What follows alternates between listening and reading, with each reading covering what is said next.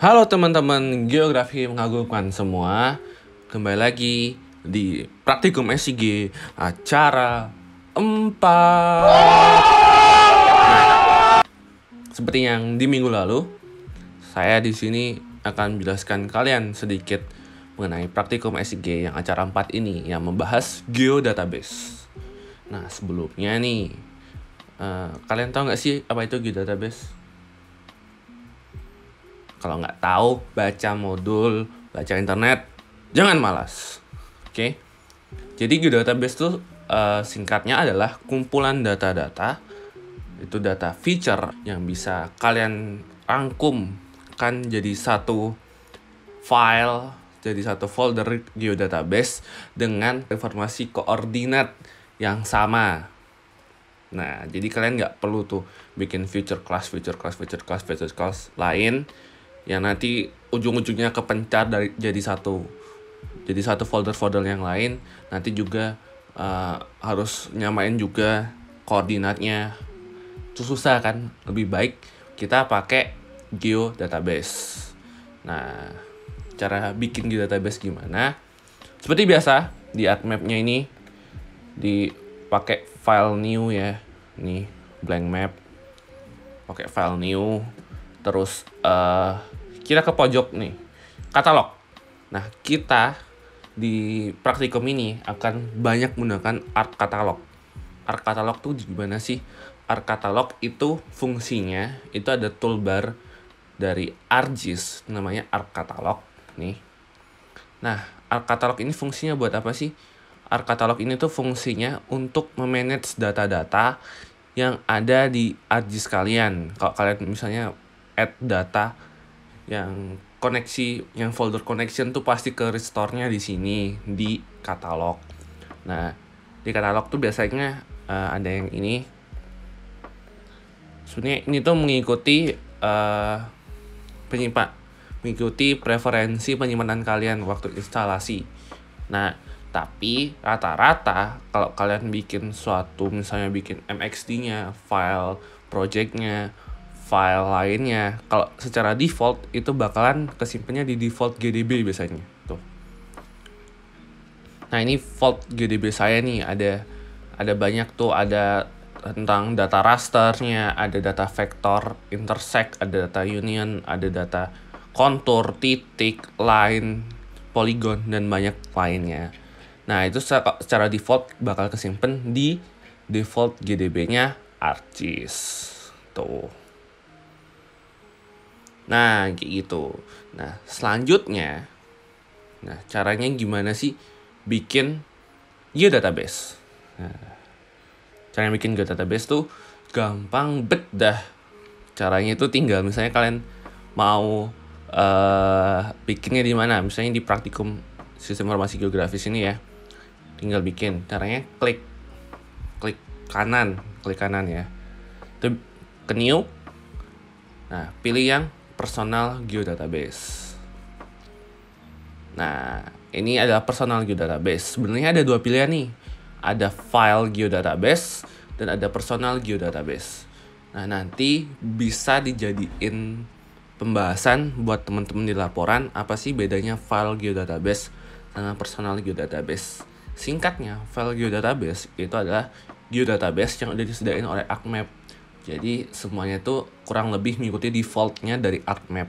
Sedangkan personal geodatabase itu kalian bisa bikinnya yang lebih personal, lebih sesuai keinginan kalian, yang bisa di-share ke teman-teman juga, tapi dalam Windows only ya tentunya. Kalau file geodatabase tuh singkatnya dia tuh hanya bisa di-share ke platform yang pakai Windows saja, sedangkan file geodatabase itu bisa di cross platform. Bisa contohnya kalau misalnya di personal geodatabase kamu bisa kasih ke SAP-nya, ke buka di QGIS, buka di Envy, buka di Global Mapper, buka yang lain tuh bisa. Sedangkan file geodatabase itu biasanya nggak bisa dibuka di platform lain, hanya bisanya di ArcMap kayak gitu. Nah, untuk personal geodatabase ini biasanya formatnya adalah MDB. Format MDB itu adalah format Microsoft Access Database kalau nggak salah ya. Kalau salah ya di searching sendiri dong. Di rename. Saran saya sih namanya aja kabupaten gitu ya. Kabupaten Kulon Progo. Karena kalian besok bakalan olah datanya dari Kabupaten Kulon Progo gitu. Nah, Kabupaten Kulon Progo. Nah, setelah dibikin ini folder geodatabase-nya dengan file MDB, kan bikin juga future dataset-nya. Caranya sama klik new, terus ke future dataset. Nah, future dataset itu apa sih? Future dataset tuh jadi dalam geodatabase tuh ada nanti juga ada set atau kumpulan future class yang memiliki dataset yang sama. Datasetnya bisa jadi UTM-nya sama, koordinatnya sama, maksudnya koordinat UTM-nya sama, yang lainnya juga sama. Jadi nggak usah perlu ribet-ribet lagi kalibrasi setiap koordinat, misalnya kayak gitu. Nah, di future datasetnya kasih nama peta dasar. Nah, karena kalian akan bikin peta dasar besoknya di acara 5 dan 6. Nah, jangan lupa pakai UTM. Nah, jadi ke Projected Coordinate System, UTM, WGS 1984, Southern Hemisphere, lalu ke 49S. Nah, ini vertikalnya boleh nggak usah diisi ya, vertikalnya langsung di next aja. Tolerance-nya 0,001 meter, langsung di next aja. Ini default resolution dari ArcMap. Nah, tuh ada peta dasar di sini.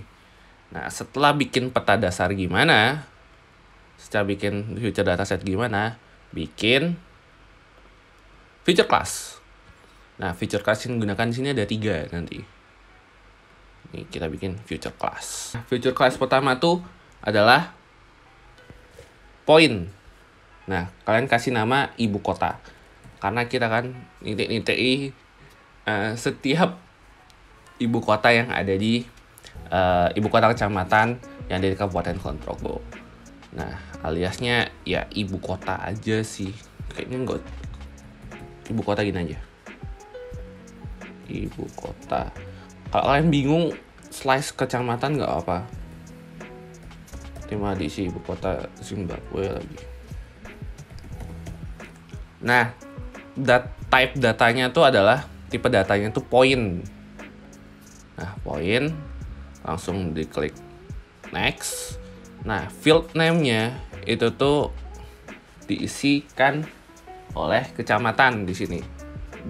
Karena ini box shape ini 2 ini jangan dihapus karena ini akan menandai objek ID dari objek setiap objeknya nanti. Dan ini akan menandai ukurannya, bisa ukuran panjang ataupun ukuran lebarnya dari suatu kecamatan, kayak gitu.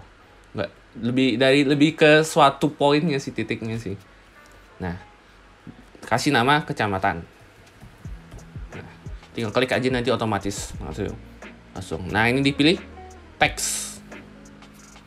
Kenapa teks? Karena kan kecamatan itu kan hanya berdasarkan teks aja namanya, antara kecamatan Sentolo atau misalnya Wates dan yang lain lah. Pencet finish. Tunggu. Nah, udah nih ada ibu kota kecamatan. Nah, untuk kedua bikin future class jalan. Caranya sama, ke peta dasar nih diklik nih ke new feature class, terus pencet aja jalan gitu, tulis aja jalan. Nah, jalan juga aliasnya juga jalan.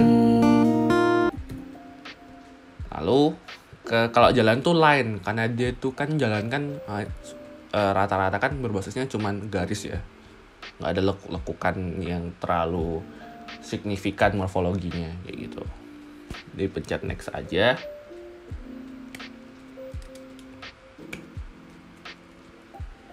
Nah, sama di field name-nya isiin jalan juga. Nah, tapi kalau jalan tipenya jangan lupa kalian juga pakai teks. Nah, pakai teks karena kita cuman mau nulis nulisinnya tuh kelas jalannya antara jalan provinsi atau jalan arteri atau jalan lain-lainnya kayak gitu. So pencet finish. Nah jalan udah ada. Terus nanti ke yang terakhir adalah batas kecamatan. Setiap batas-batas kecamatan yang ada di Kabupaten Kulon Progo. Caranya sama, ke peta dasar, lalu new, feature class, terus diisikan batas kecamatan gitu aja, batas. Nah tapi kalau dalam penamaan feature class itu tuh nggak boleh dispasi terus diginiin ya, itu nggak bakal bisa kedetek oleh AppMap. Pakainya kalau setiap kalian pakai spasi itu pakai underscore, batas underscore kecamatan, biar bisa kedetek AppMap filenya. Ini juga batas underscore kecamatan. Nah tipenya tuh poligon karena dia tuh suatu bentukan poligon ya. Kalau udah belajar kan ya tau lah bentukan poligon itu kayak gimana. Nah kayak gitu. Nah langsung tinggal ke polygon feature, next, sama di batas kecamatannya juga diisikan juga nama kecamatannya. Kalau tadi ibu kota kecamatannya kita isikan di sini kecamatannya, kecamatan apa gitu, misalnya kecamatan Sentolo dan lain-lain juga. Kita pencet teks, terus langsung sama pakai teks juga, langsung finish. Nah akhirnya sudah jadi file geodatabase-nya, personal geodatabase-nya. Nah untuk tugasnya cukup screenshot ini aja, screenshot pembuatan file geodatabase kalian, kayak gini, screenshot aja. Nih, di screenshot aja dan udah selesai. Hasilnya cuman sampai situ doang. Oke, gampang kan? Nggak ada susah-susahnya, astaga ya Tuhan. Jadi itu aja mungkin yang akan saya sampaikan. Nanti tinggal dibagusin lagi di pembahasannya, dan saya rasa itu aja dulu. Semoga kalian mengerti, semoga bisa dipahami dengan baik, dan semoga kalian tetap sehat dimanapun kalian berada ya. Oke, sekian gitu aja saya kira. Terima kasih, dan di waktu yang tepat nanti kita bertemu lagi. Dadah.